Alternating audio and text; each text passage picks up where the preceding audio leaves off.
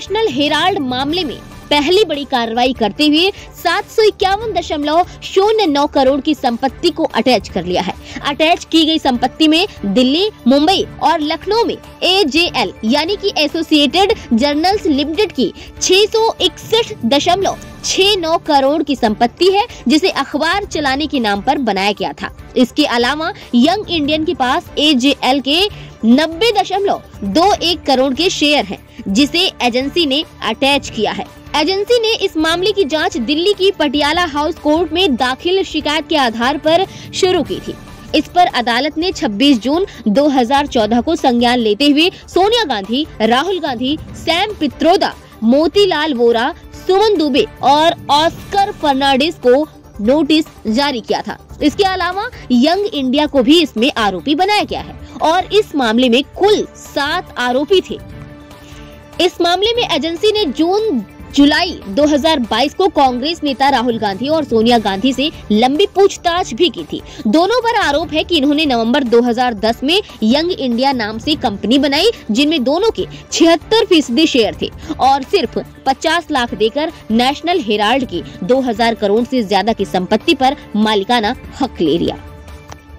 Young India company में राहुल गांधी और सोनिया गांधी के अलावा मोतीलाल वोरा और ऑस्कर फर्नांडिस के पास शेयर थे। इस मामले में सोनिया गांधी, राहुल गांधी, मोतीलाल वोरा, ऑस्कर फर्नांडिस के अलावा सुमन दुबे और सैम पित्रोदा भी आरोपी हैं। हालांकि मोतीलाल वोरा और ऑस्कर फर्नांडिस की साल 2020 और 2021 में मौत हो चुकी है। सभी आरोपियों को दिसंबर 2015 में इस मामले में निचली अदालत से जमानत मिली हुई है, क्योंकि ये मामला सीधा दिल्ली की अदालत में ले जाया गया था।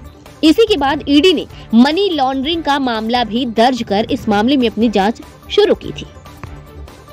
एसोसिएट जर्नल नेशनल हेराल्ड नाम से हिंदी, अंग्रेजी और उर्दू भाषा में अखबार निकालता था और इसे भारत के पहले प्रधानमंत्री जवाहरलाल नेहरू ने साल 1938 में शुरू किया था। देश की आजादी से पहले ये अखबार स्वतंत्रता सेनानियों की आवाज था, लेकिन आजादी के बाद ये अखबार कांग्रेस पार्टी का मुखपत्र बनकर रह गया था।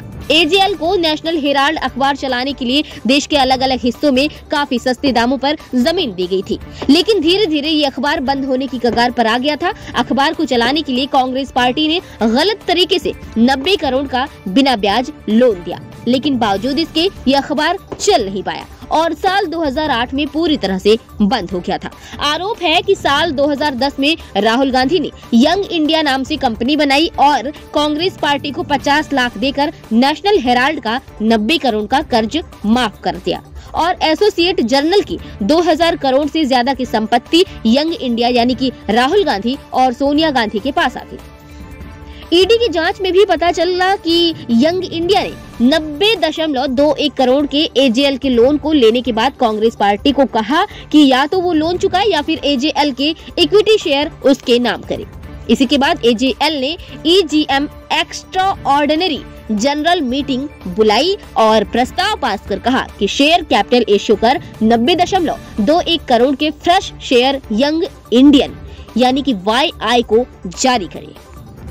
इस नए शेयर को जारी करने से 1000 से ज्यादा शेयर होल्डिंग घटकर महज 1% की रह गई थी। इसकी वजह से AJL अब YI की संपत्ति बन गई और उसे यंग इंडियन ने अपने कब्जे में ले लिया है, यानी कि राहुल गांधी और सोनिया गांधी के पास पूरी संपत्ति आ गई है। केंद्र सरकार ने साल 2018 में दिल्ली के ITO पर हेराल्ड बिल्डिंग को खाली कराने के नोटिस भी AJL, जो अब यंग इंडिया के पास है, को भेजा था। सरकार ने कहा था कि इस बिल्डिंग को अखबार के प्रिंटिंग और पब्लिशिंग के लिए साल 1962 में लीज पर दिया गया था, लेकिन इसमें अखबार से जुड़ा कोई काम नहीं हो रहा, इसीलिए लीज खत्म की जाती है और बिल्डिंग को खाली कराने का नोटिस दिया। हालांकि इस नोटिस के जवाब में पहले पार्टी दिल्ली हाई कोर्ट गई थी और जब वहां से स्टे ऑर्डर नहीं मिला तो सुप्रीम कोर्ट गई। सुप्रीम कोर्ट ने अप्रैल 2019 में अगले आदेश तक सरकार की कार्रवाई पर रोक लगा दी थी।